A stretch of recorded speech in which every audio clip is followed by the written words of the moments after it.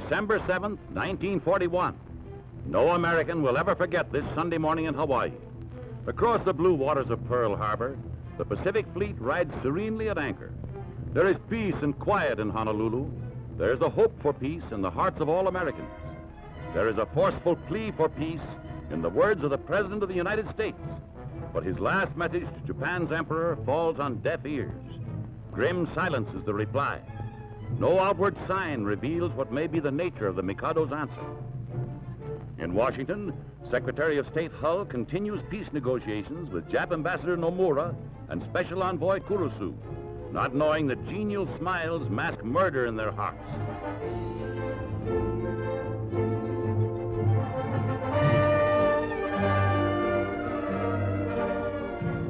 Hawaii's bright Sunday becomes a black Sunday. High overhead, Jap raiders are on the loose. Without warning, they circle Pearl Harbor and the city of Honolulu. A surprise attack born of infamy. Sirens screech the alarm too late.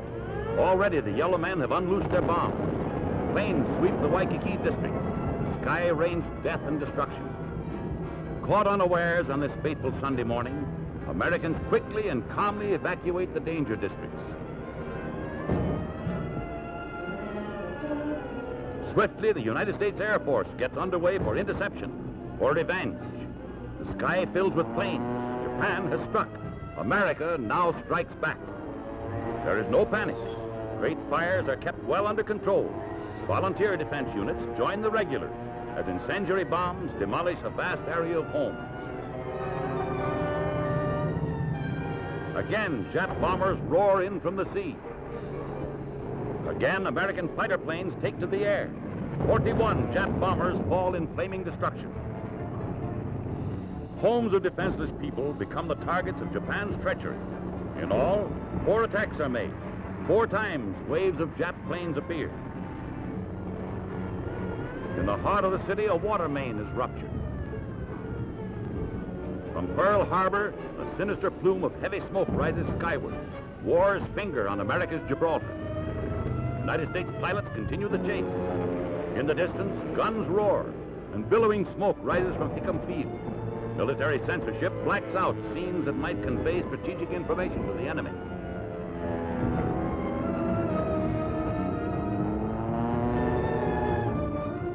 The wounded must be cared for. Quickly, first aid stations, staffed with doctors and nurses, spring into action. Untold numbers of civilians fall in the midst of Japan's surprise attack. Emergency dressing stations carry on amid a din of bursting bombs and deafening explosions. At the University of Hawaii, women and children find shelter and relief. Many of them wives and families of soldiers and sailors now fighting back at the enemy from the east.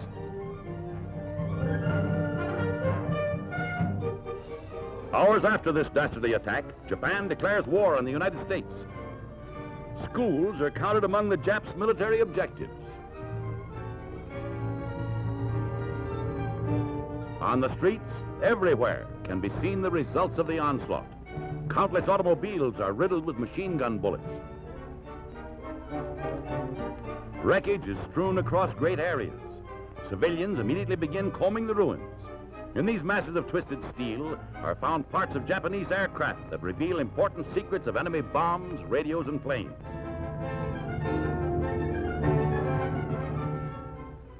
United States troops are on the alert. Defense must now be everywhere, in the air, on sea, and land, lest treachery scores again in Nipponese war plans.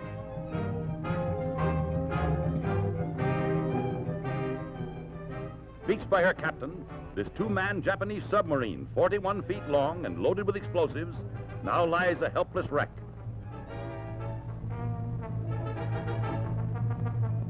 Left behind is a Jap officer's uniform.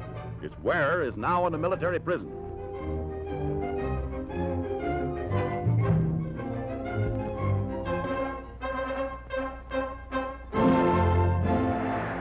On December 8, 1941, President Roosevelt appears before a joint session of Congress. Hostilities exist. There is no blinking at the fact that our people, our territory, and our interests are in grave danger. With confidence in our armed forces, with the unbounding determination of our people, we will gain the inevitable triumph, so help us God.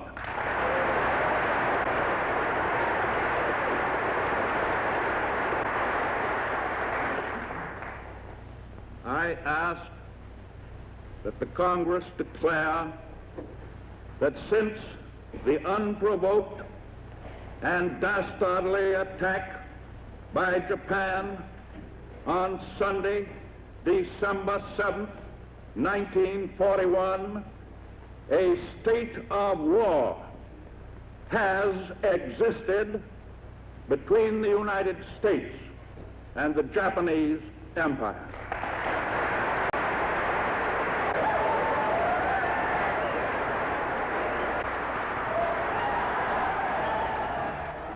One hour and 20 minutes after the President's address, Congress declares war on Japan.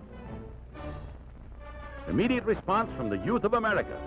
Army, Navy, and Marine recruiting stations bulge to overflowing. Young men stand hours for an opportunity to personally answer the challenge. Around important buildings in San Francisco, sandbags are stacked as precaution against the threat of Japanese air attack.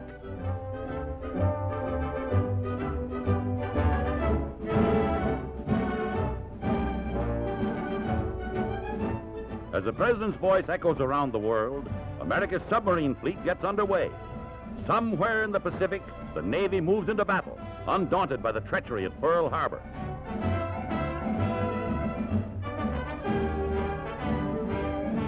Swift destroyers, cruisers, airplane carriers, all the power and might of the Pacific and Asiatic fleets drive forward to seek the foe and destroy him.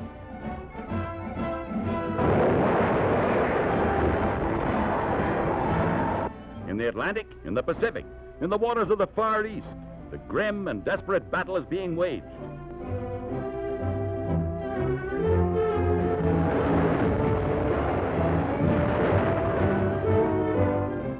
American warcraft scour the seas and skies for the Japanese, and German sea raiders, like this one.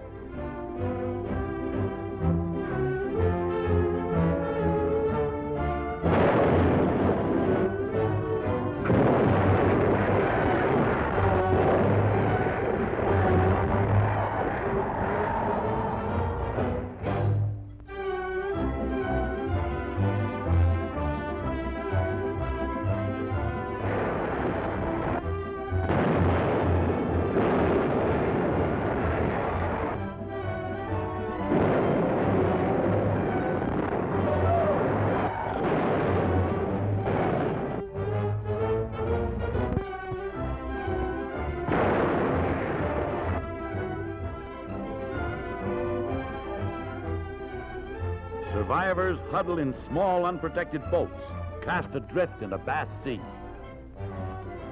The United States fleet takes to battle stations.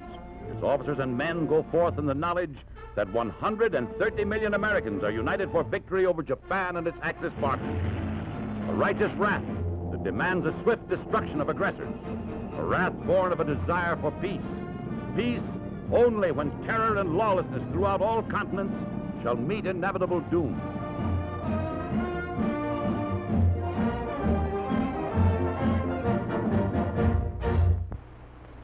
We are going to win this war, and we are going to win the peace that follows.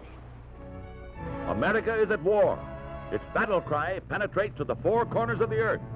Remember Pearl Harbor.